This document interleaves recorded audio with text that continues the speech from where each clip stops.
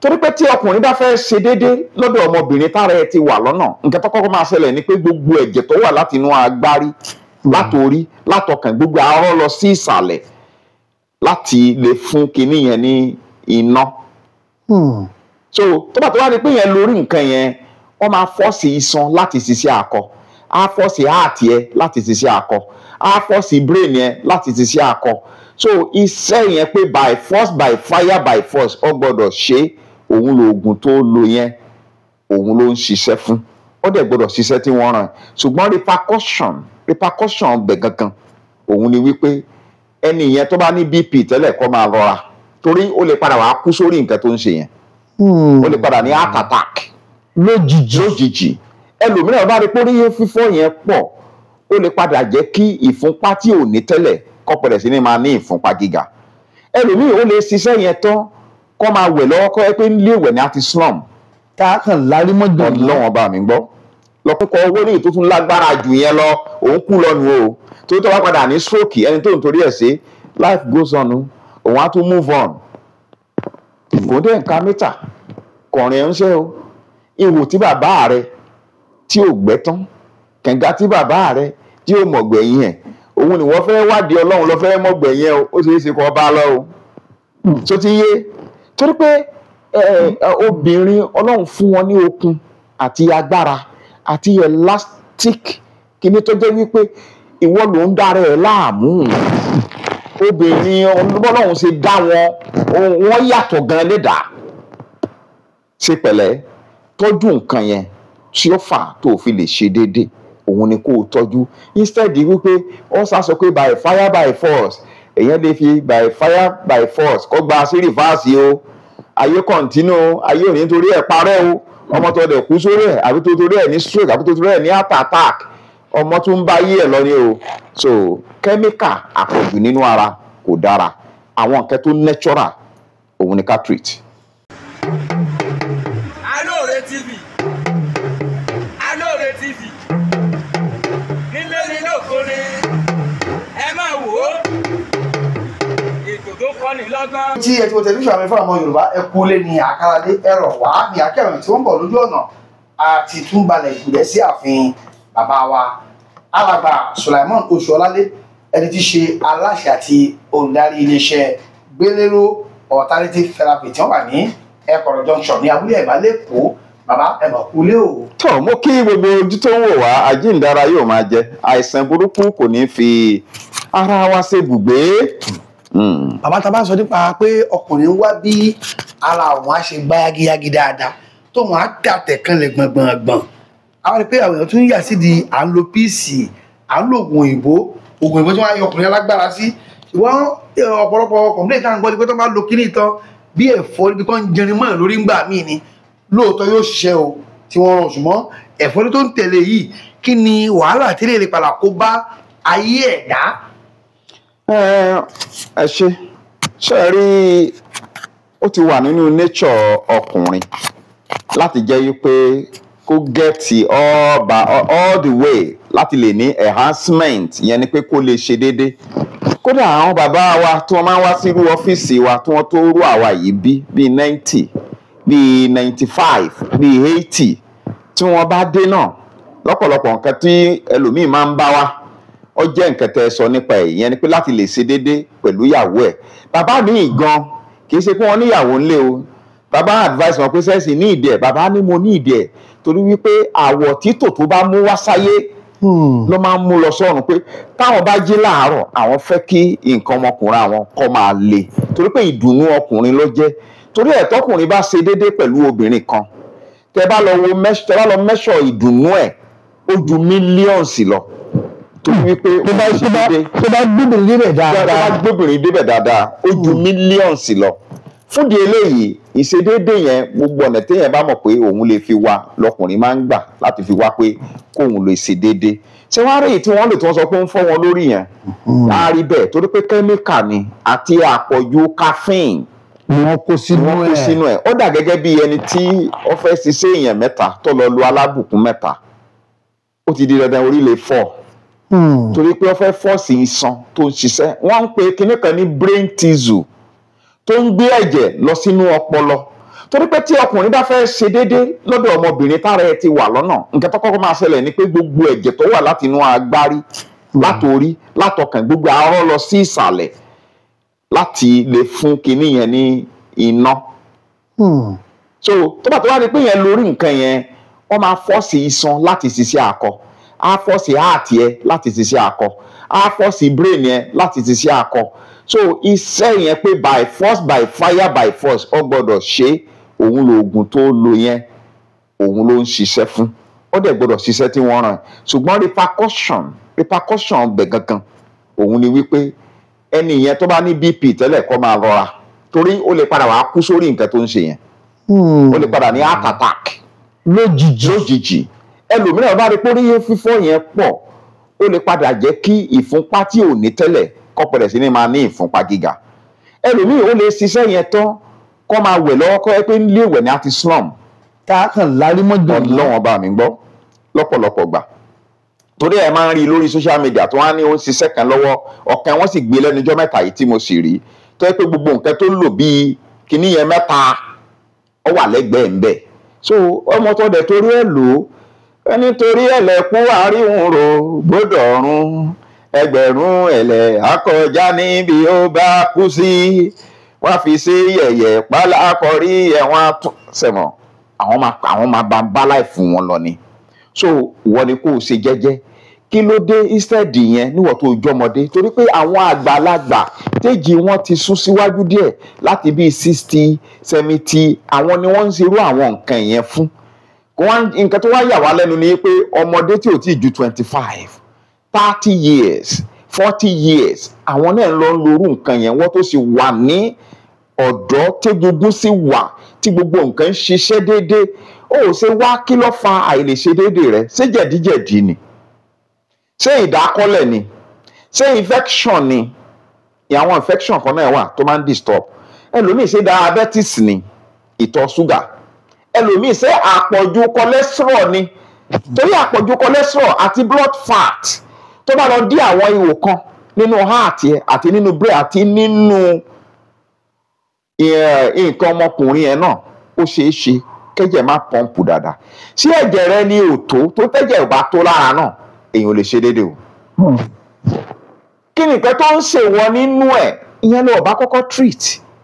Tó bá jẹ́ pé ni pé o tiẹ̀ fẹ́ máa lo nǹkan amáragbá yágíyágí yìí náà tí Yorùbá wà tí ò ní fọ́ ẹ lórí tí wàá dẹ̀ máa ṣe déédéé, òmíì inú oyin ni wàá dà sí, òmíì wàá máa fọ gẹ̀dẹ̀ jẹ́, òmíì ọ̀pá tá a mọ̀ ní egbò ọ̀súnsún òun ni wàá máa fi la tí kìnìún á dẹ̀ máa gbéra tí á dẹ̀ máa ṣe déédéé tí ó dẹ̀ ní fọ́ ẹ lórí, torí gbogbo nǹkan tí wọ́n kó jọ tí wọ́n fi pèlò nǹkan yìí ó jẹ́ nǹkan tó natural, àti pé ọ̀pọ̀lọpọ̀ gan ò ní di nǹkan yẹn kó fún ara rẹ̀ ní surfacing.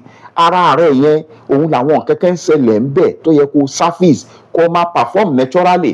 Ó dà gẹ́gẹ́ bí ẹni tí ò rọrùn sùn ni tó ń lo àwọn pill kó lè sùn. Meanwhile ó lè jẹ́ BP ẹ̀ ló high, meanwhile ó lè jẹ́ palpitation ló ní, meanwhile ó lè jẹ́ pé heart ẹ̀ ni ò ṣiṣẹ́ dáadáa, meanwhile ó lè jẹ́ akọ ibà ló ṣe, meanwhile ó lè jẹ́ pé àwọn tissues kan ló block nínú brain tí kò gbẹ́jẹ̀ dáadáa. Nǹkan kan ló máa fà á tí ò fi rí oorun yẹn sùn. Instead kó treat ẹ̀ ó wá lọ ń lo oògùn oorun, tó bá yá oògùn oorun yẹn ò ní ràn ẹ́ mọ́. Ẹni tó ń lo píìlì náà tó fi ń bóbìnrin sùn, tó bá yá píìlì yẹn ò tún ní ṣiṣẹ́ mọ́, á tún tó máa lọ sà. Kí wá ni ó lè mú ọmọ 20 ọdún 25, 40 wọ́n lè takutu dáadáa mọ́ ká tún yànnà náà sí ká tún mọ́ lọ. Nǹkan tó máa ń fà yẹn lọ́pọ̀lọpọ̀ gbà, ìjẹkújẹ wa ti pọ̀ jù, àwọn nǹkan tí ò bá wa lára mu. Àwọn ọmọ 20 ọdún tẹ̀ ń sọ yẹn, nǹkan tí bàbá wọn fẹ́ ló kàn rí wọ́n máa mú.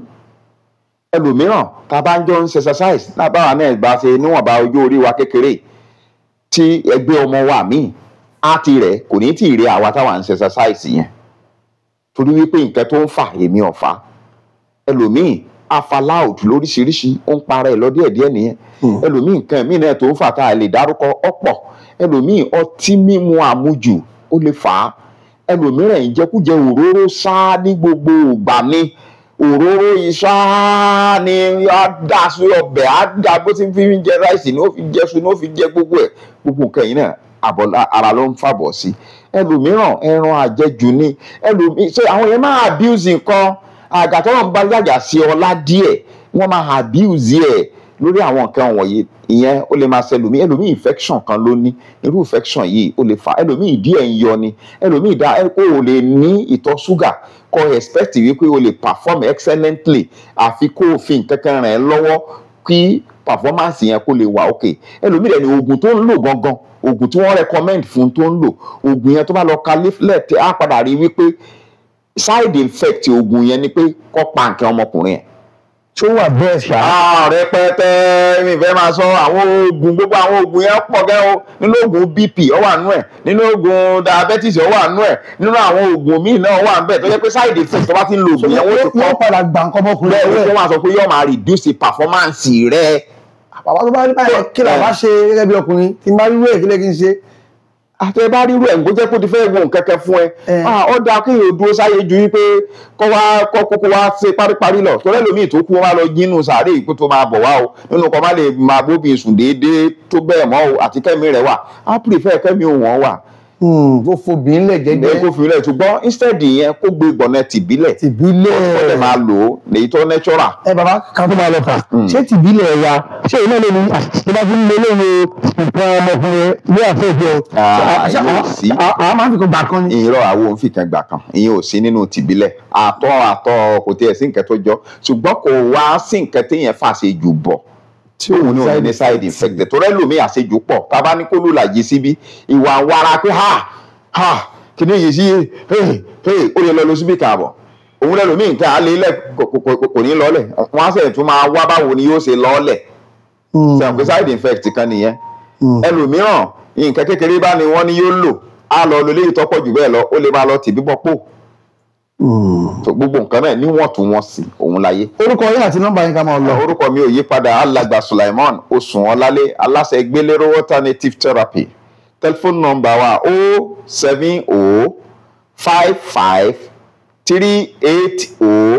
07055380680 gbọ́ mi lẹ́ẹ̀kan sí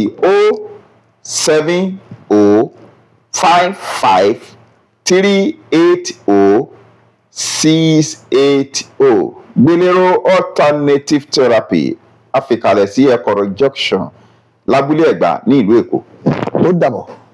ọkọ̀ owó ní ìtò tún lágbára jù yẹn lọ òun kú lọ́nu o tó tó wá padà ní stroke ẹni tó ń torí ẹ̀ sí life goes on òun á tún move on. kò dé nǹkan mítà kọrin ẹ̀ ń ṣe o ihò tí bàbá rẹ tí ò gbẹ́ tán kẹ̀ǹgà tí bàbá rẹ tí ò mọ̀gbẹ̀yìn ẹ̀ òun ni wọ́n fẹ́ wádìí Ọlọ́run lọ fẹ́ mọ̀gbẹ̀yìn ẹ̀ ó ṣeé ṣe kó bá lọ o tó ti yé torí pé obìnrin Ọlọ́run fún wọn ní okun àti agbára àti elastic kíní tó jẹ́ wípé ìwọ ló ń dára ẹ̀ láàmú obìnrin Ọlọ́run ṣe dá wọn yàtọ̀ gan lẹ́dàá ṣe pẹ̀lẹ́ tọ́jú nǹkan yẹn tí ó fà tó fi lè ṣe déédéé òun ni kó o tọ́jú instead wípé ó sá sọ pé by fire by force èèyàn lè fi by fire by force kó gba sí rìfáàsì o ayé kọ̀ǹtínú ayé òní nítorí ẹ̀ parẹ́ o ọmọ tó dẹ̀ kú sórí ẹ̀ àbí tó torí ẹ̀ ní stroke àbí tó torí ẹ̀ ní heart attack ọmọ tó ń bá yí ẹ̀ lọ ni o so kẹ́míkà àpọ̀jù nínú ara kò dára àwọn nǹkan tó natural òun ni ká treat. bàbá kí a tó máa lọ sà kí wàá ní ó lè mú ọmọ 20 ọdún 25 40 wọ́n lè ta pípí dáadáa mọ́ ká tún yànnà ní ẹ̀sìn ká tún mọ́ lọ.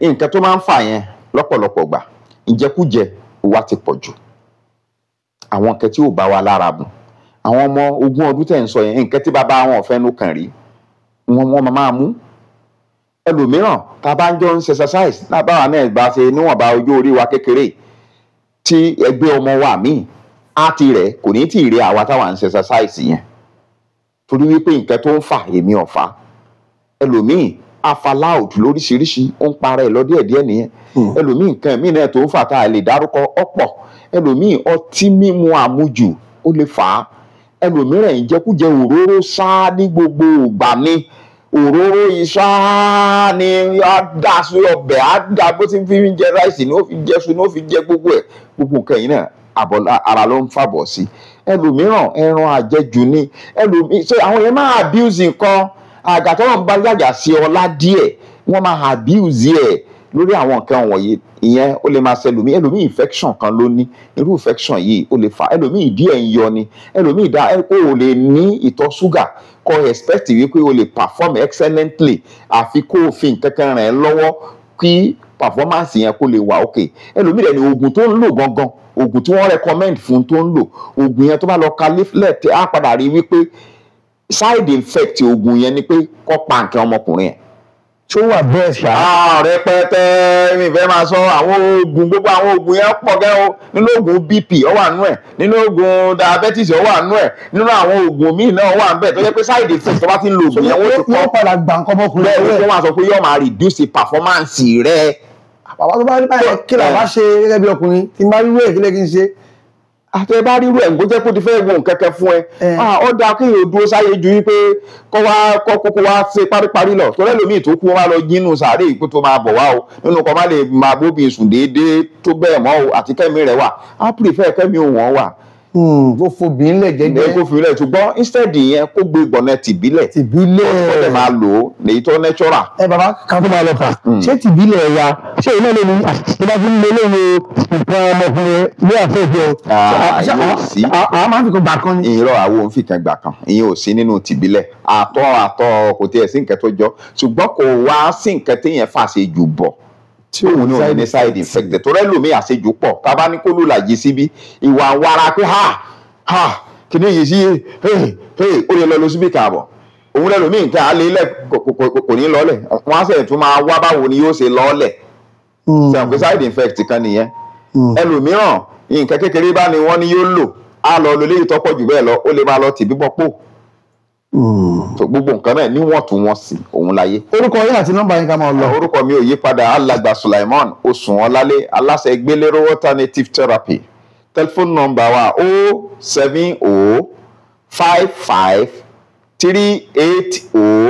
07055380680 gbọ́ mi lẹ́ẹ̀kan sí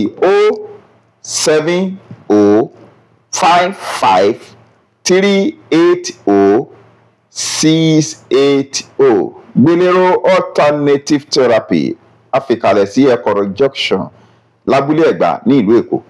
ó dàbọ̀. Alore TV Alore TV nílé ní lóko ni ẹ máa wò ó ètò tó kọ́ni lọ́gbọ́n ètò tó kọ́ni lóye ní gbogbo àgbáyé ẹ máa wò ó.